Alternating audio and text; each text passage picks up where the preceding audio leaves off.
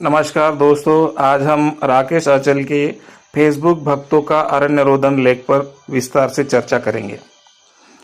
हिंदी पत्रकारिता और साहित्य की दुनिया में राकेश आंचल ऐसा नाम है जिसने 4 दशकों से अधिक समय तक शब्दों के माध्यम से समाज की नब्ज को टटोला है। वरिष्ठ पत्रकार, संवेदनशील कवि, सशक्त व्यंग्यकार और सजग लेखक के रूप में उनकी पहचान बनी है। उन्हें साहित्य रत्न, लोक जतन सम्मान, सप्तपर्णी सम्मान सहित अनेक प्रतिष्ठित सम्मानों से अलंकृत किया जा चुका है। निष्काम सेवा, सर्वधर्म समभाव और मानवता उनके लेखन के मूल में है। राकेश आंचल का लेखन केवल सूचना नहीं देता, बल्कि पाठक को सोचने के लिए विवश करता है। समकालीन समाज, राजनीति और मनुष्य की मानसिक स्थितियों पर उनकी पैनी दृष्टि उनके लेखों की विशिष्ट बनाती है।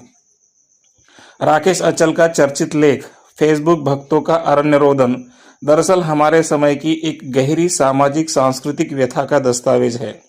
यह लेख केवल फेसबुक नामक सोशल मीडिया मंच पर केंद्रित नहीं है, बल्कि उसके बहाने आधुनिक मनुष्य की निर्भरता, अकेलापन, असुरक्षा और विरोधाभासी जीवन दृष्टि की समीक्षा करता है। लेखक फेसबुक के अस्थायी ठहराव की घटना को केंद्र में रखकर यह दिखाने का प्रयास करता है कि किस तरह एक आभासी माध्यम आज मनुष्य के जीवन का प्राणवायु बन चुका है। लेख की शुरुआत अत्यंत सहज और आत्मीय अंदाज में होती है। लेखक स्वयं को भी फेसबुक के भक्त मंडल का सदस्य मानते हुए स्वीकार करता है कि वह भी उस बेचैनी से अछूता नहीं रहा जो फेसबुक के ठप होने पर दुनिया भर में देखने को मिली। यह आत्मस्वीकृति लेखक को उपदेशात्मक बनने से बचाती है और पाठक के साथ लेखक का सीधा संवाद स्थापित करती है। पाठक को लगता है कि लेखक किसी ऊंचे आसन से नहीं, बल्कि उसी भीड़ में से खड़ा होकर बात कर रहा है जिसका वह विश्लेषण कर रहा है। लेख की सबसे बड़ी विशेषता उसकी भाषा और प्रतीकात्मकता है। फेसबुक को सांप की मनी, मछली के लिए पानी और यहाँ तक कि कलयुग का अवतार कहकर लेखक जिस रूपकात्मक शैली का प्रयोग करता है, वह विषय को रोचक और गहन दोनों बना देता है। फेसबुक को अनंग, महाग्रंथ, गीता, कुरान, बाइबल जैसे विशेषण देना केवल अलंकार नहीं, बल्कि यह संकेत है कि आज फेसबुक किस तरह लोगों की आस्था, समय और चेतना का केंद्र बन चुका है। राकेश आंचल फेसबुक को एक सेवा बताते हैं, कोई वस्तु नहीं। यह कथन अत्यंत महत्वपूर्ण है क्योंकि यही से लेख का वैचारिक आधार स्पष्ट होता है। फेसबुक अपने आप में न अच्छा है न बुरा, उसकी भूमिका उपयोगकर्ता तय करता है। लेखक फेसबुक को दवा और जहर, मनोरंजन और विकृति, नशा और नशा मुक्ति सब कुछ एक साथ मानता है।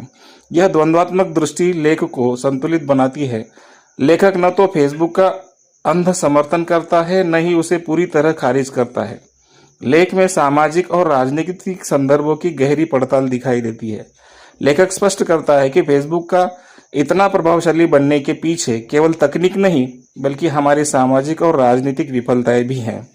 संवादहीनता, बढ़ती दूरी, अविश्वास और टूटते मानवीय संबंधों ने फेसबुक जैसे मंचों के लिए जगह बनाई है। जब वास्तविक जीवन में संवाद के द्वार बंद होने लगे, तब आभासी दुनिया ने उन्हें खोल दिया है।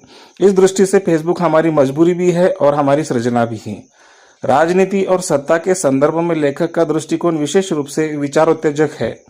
फेसबुक को सत्ता प्रतिष्ठानों के लिए खतरा बनना या बताना आज के समय की सच्चाई है।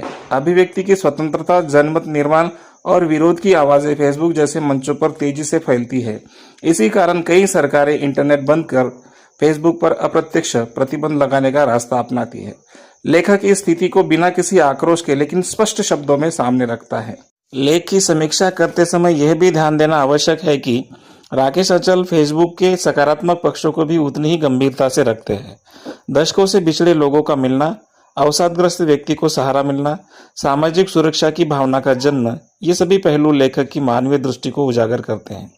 वे यह स्वीकार करते हैं कि फेसबुक ने मनुष्य के एकांत में दखल दिया है और कई बार उसे टूटने से बचाया भी है। हालांकि लेखक फेसबुक से जुड़ी विकृतियों पर भी तीखा प्रहार करता है। अश्लीलता, घृणा, नीचता पर हमला, राजनीतिक हस्तक्षेप, ये सब फेसबुक के चेहरे हैं जिन्हें नजरअंदाज नहीं किया जा सकता। बंदर के हाथ उस्तरा जैसी कहावत का प्रयोग करके लेखक यह स्पष्ट करता है कि विवेकहीन उपयोग फेसबुक को घातक बना सकता है। यहाँ लेखक की चिंता तकनीक से अधिक मनुष्य की मानसिकता को लेकर है। लेख की शैली व्यंग्यात्मक होते हुए भी गंभीर है। हल्की सी कटाक्ष भरी भाषा पाठक को मुस्कुराने का अवसर देती है, लेकिन उसके भीतर एक गहरी बेचैनी भी पैदा कर देती है। ये बेचैनी इस लेख की सफलता है। लेखक चाहता है कि पाठक फेसबुक के प्रति अपनी निर्भरता पर पुनर्विचार करें, बिना यह कहे कि फेसबुक छोड़ देना चाहिए। लेख का समापन अत्यंत प्रभावशाली है।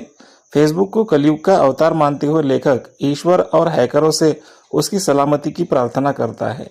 यह व्यंग्य और यथार्थ का ऐसा संगम है जो पाठक को सोचने पर मजबूर कर देता है कि क्या सचमुच हम किसी तकनीक मंच के इतने अधीन हो चुके हैं कि उसके अस्तित्व के लिए प्रार्थना करने लगे हैं। समग्र रूप से देखा जाए तो फेसबुक भक्तों का अरुणरोदन केवल फेसबुक पर लिखा गया लेख नहीं है, बल्कि यह हमारे समय की सामाजिक मनोविज्ञान है। राकेश अचल ने एक समकालीन विषय को आधार बनाकर मनुष्य की आस्था, भय, निर्भरता और विवशता को उजागर किया है।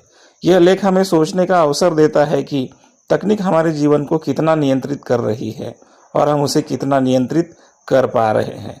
इस लेख की सबसे बड़ी उपलब्धि यह है कि यह किसी निष्कर्ष को थोपता नहीं, बल्कि प्रश्न छोड़ता है। फेसबुक से प्रेम करते हुए भी उससे दूरी बनाए रखने की सलाह एक संतुलित जीवन दृष्टि की ओर संकेत करती है। राकेश अचल का यह लेख पत्रकारिता और साहित्य के उस संगम का उदाहरण है जहां विचार, संवेदना और भाषा एक साथ चलती है। यही कारण है कि यह लेख केवल पढ़ा नहीं जाता, बल्कि मन में देर तक ठहरता है और पाठक को आत्ममंथन के लिए विवश कर देता है। धन्यवाद मित्रों। अगर ये वीडियो आपको पसंद आया, लाइक कीजिए, शेयर कीजिए और सब्सक्राइब कीजिए। धन्यवाद।